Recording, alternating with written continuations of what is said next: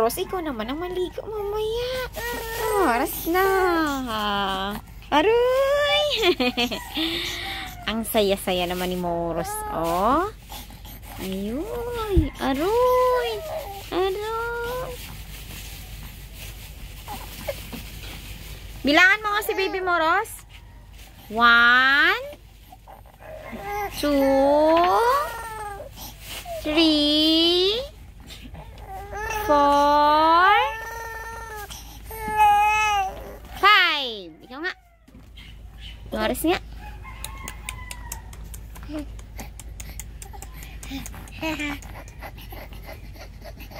Galit na naman siya. Baby, snap na tayo. Baby, gusto ka na.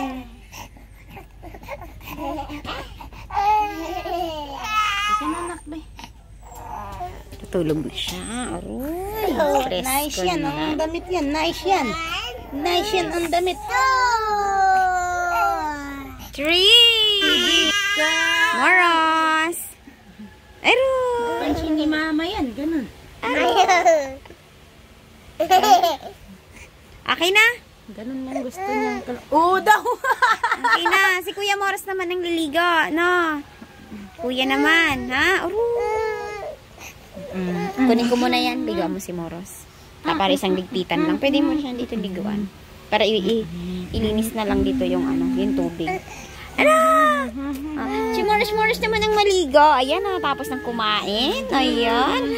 Naubusan tayo mga ka-therapy ng M-gas. Kaya bumili na lang muna tayo ng lutong gulay. Ano ba?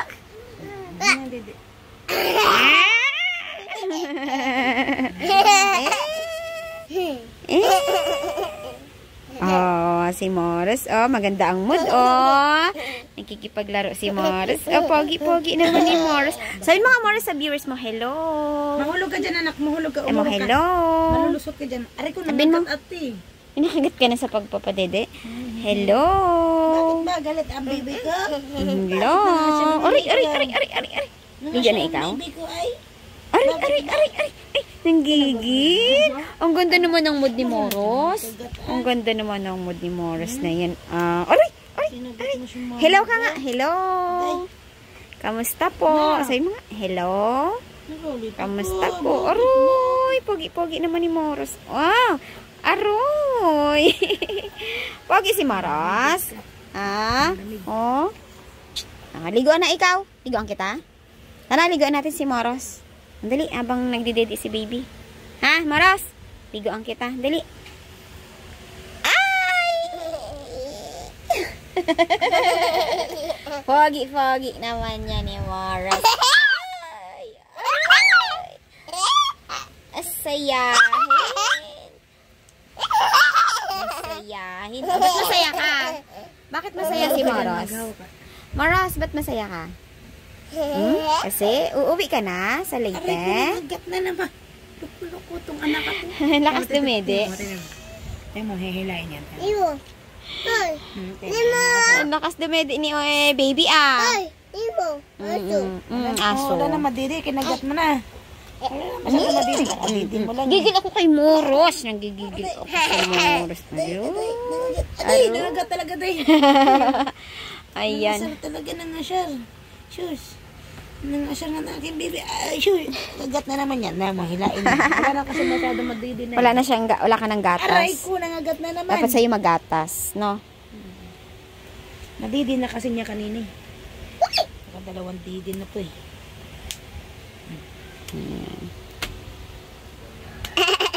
Moros, ligo ka na. Ako magligo sa'yo, ha? Okay? Okay, ligo si Moros.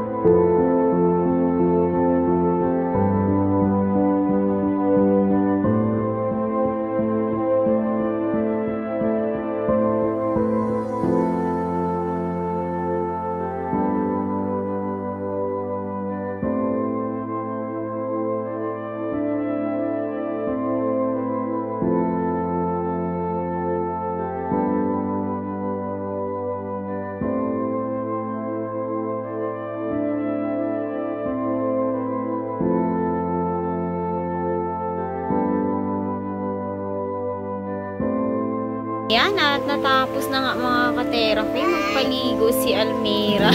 Ay, Moros. Okay na si Moros. Ayan, at ayan si Almira ay naglampaso ng kanilang ginagawa.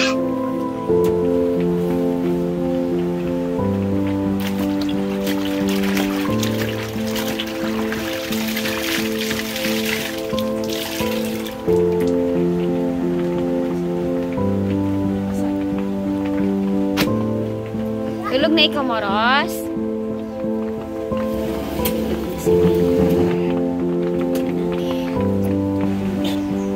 Moros, dito ka na. Hindi ka na dito.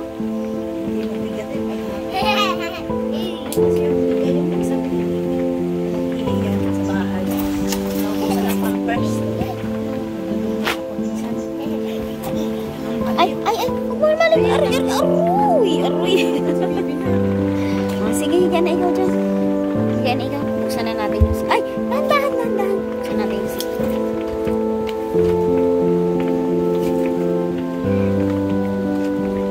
dito ka, Moros, sa kabila, Moros, oh.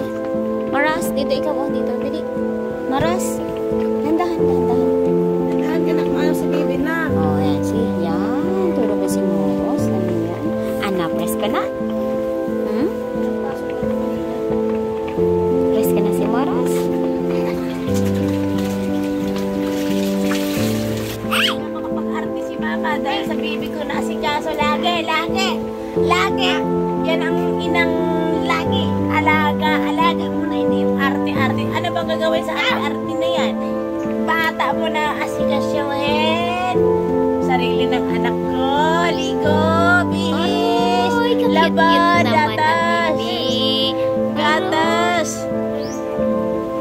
Ang trabaho ni mama. Mahirap maging ina. Ganun talaga buhay. Pag walang bibi, wala bibi din. Pagtanda, wala. Pag may bibi, mama tabi. Mama kain. Mama supo. Mama tara. Nakakatawa nga eh. Lima na sila eh. Ang isa hawak, ang isa kaliwat kanan. Ang isa tutulak, ang isa babatukin.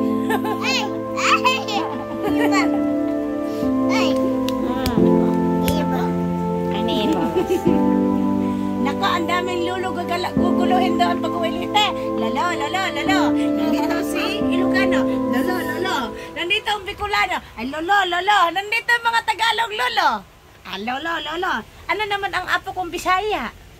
Na mga talentado. Lolo, ligo dagat, lolo. Lolo, tayo, lolo. Ala. Guguluhin yan. Sa papa niya sa mga apo yan. Gulong. Isa nga, ginugulong nga eh. Lolo, utot ako, lolo, ha? Ano, lo? Bango? Ginanon eh. Sa akin ang papa ko. Maano talaga sa ina. Kasi yung ina, joke yung sa akin yun eh. Nung baby pa ako, joke yan daw ako eh. Ito ako ng papa ko eh. Ito ako ng anak kasi joke yan daw ako eh. Hindi ako matawag. Nagkusa ako magbigay. Wala akong mama ko kailangan. Kung walang pira, nagkusa ako ng bigay doon. Lola! Halika dito, lo. Ngahoy tayo, lolo tayo. Tanggol-tanggolin. Aroy, kakit-kit na. Malinis na. Mabango na si baby. Bango-bango na. Bango-bango na yung baby na yan. Aroy, mabango na yan. Ha? Mabango-bango na yung baby na yun. Oh, uuwi na ng probinsya. Aroy, uuwi na sa lola yan. Ha? Gusto nang makita ang lola. Oh, gusto na sa lola niyan. Ha? Kaya magbiyahe niya na. Kaya magbiyahe yung baby na yan, ano? Kaya magbiyahe yung baby na yan, Ay, mama, ito si mama ko eh. Sama ko eh, mama. Magiging ano ka na doon? Dagat boy. Dagat ba yung baby yan? Dagat ba yung baby? Aray! Basta na yung baby na yan. Ay, sus! Ang ganda-ganda naman ang ngiti niyan. Ayan, salamat ka sa sponsor mo na nagmamahal sa'yo, aray. At nakiusap pa talaga na dito lang daw muna yan. Kasi kawawa naman daw doon si baby, oh. Thank you, tita. Tita. Tita maganda sa buong mundo at malambot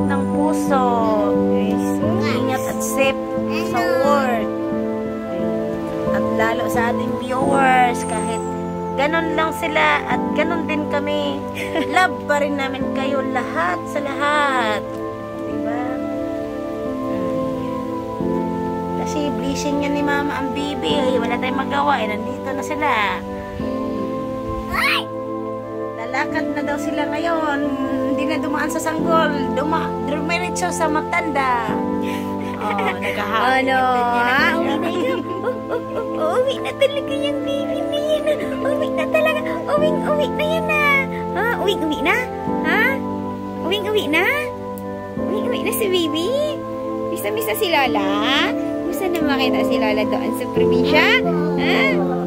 Aroy! Cute na. Ano gusto na baby? Lola? Hello Lola? Uuwi na ako dyan Lola. Ha? Usap sila yun eh. Nung last. Kamoros. Miss mo si Lola? Ha? Si Lola? Ha? Aroy. Usap kami ni Lola noong May. Ha? Saka April. Bago ako pinalabas ni Mama. Usap kami ni Lola na kinig-kinig na ako eh. Oy. Ang sigli-sigli niya na. Oh, parang isa magpakauhat yan na. Parang hindi daw anak ko eh. Oo. Akin na lang yan. Sabi yung Mama, aso? Akin na lang yan. Sabi yung isang tindira. Gandang galit yung tindira.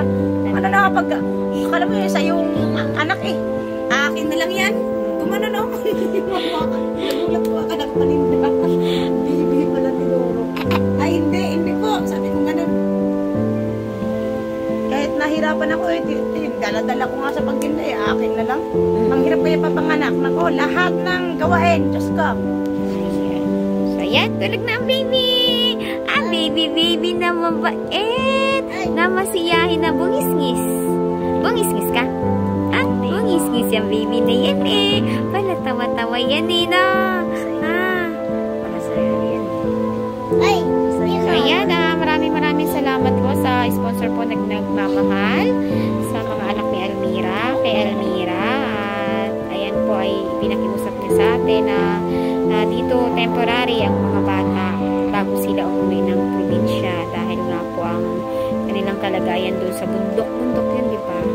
Ay talagang nakakawa ang mga bata doon dahil walang maayos na facilities. Ayan, walang maayos na higaan, ayan, tulo, ayan. Kaya wag mo nang ibalik ang mga anak mo sa ganong klaseng bahay.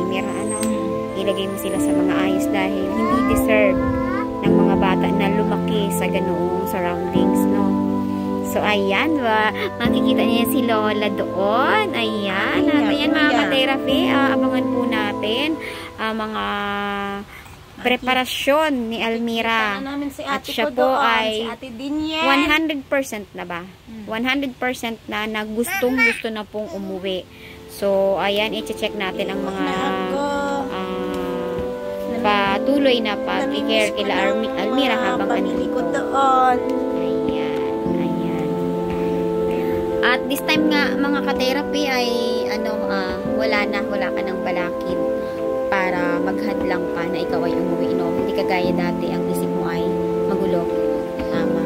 Pero ngayong 4 months na ang nakalipas, ano na ang magiging mo sa sarili mo? Move on ka na. Sa sarili ko, sa mga anak ko. Okay. Babangon ako. Panibago ako sa buhay. Wala nang kaliwat ka na nagulo. Okay. Ayan, so salamat naman at si God ang nagpagbago sa akin at saka yung ating mahal na sponsor na maganda kong ma'am. ayan. Always for support ni ma'am. Sana huwag magbabago at huwag magsawa at ang ating viewers. At ako din, babaguhin ko rin yun. Thank you sa magpagpayo, ma'am.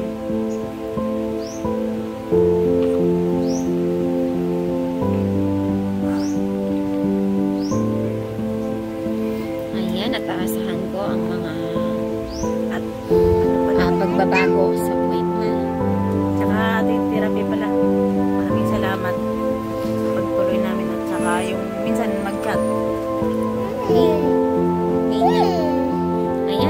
sama-sama po tayong supportahan natin sa Elmira.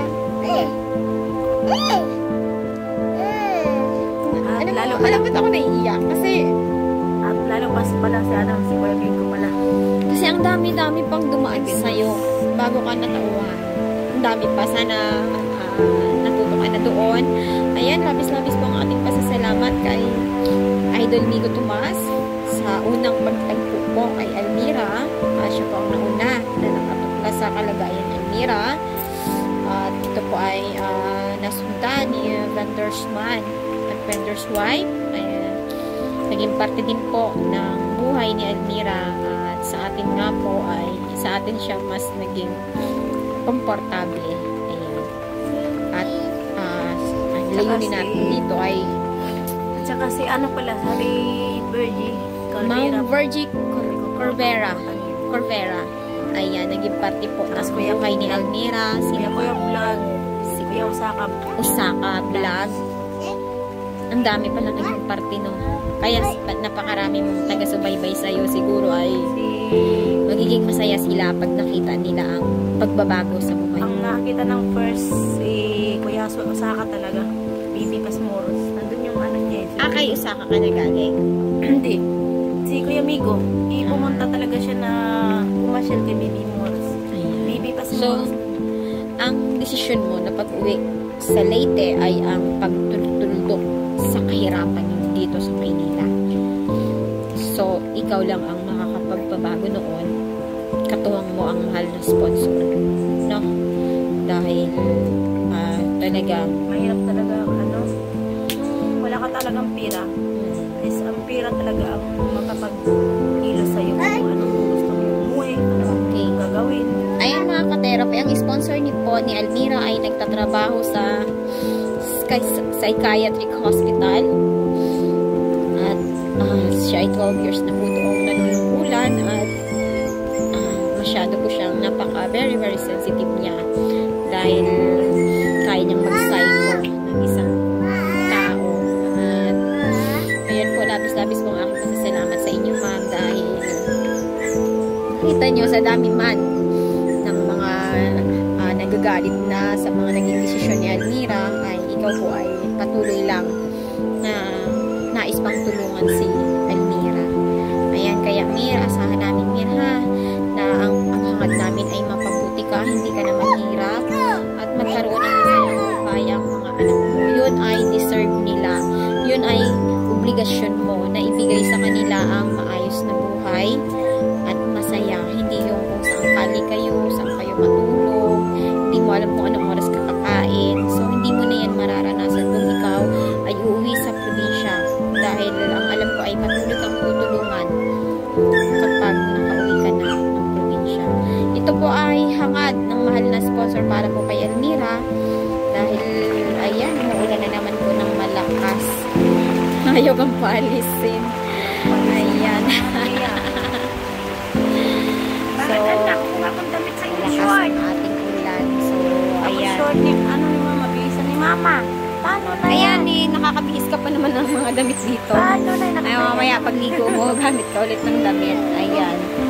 So, ayan ma'am, maraming salamat sa inyo. Salamat po sa inyong puso pong mahabagin at salamat po sa pagmamahal na ibinibigay nyo po kay Elmira, lalong-lalo na po sa kanyang mga anak. Maraming salamat po at sigad na lang po ma'am ang magbabalik po ng inyong kabutihan. Ayan po. Sa'yo. Nag-isip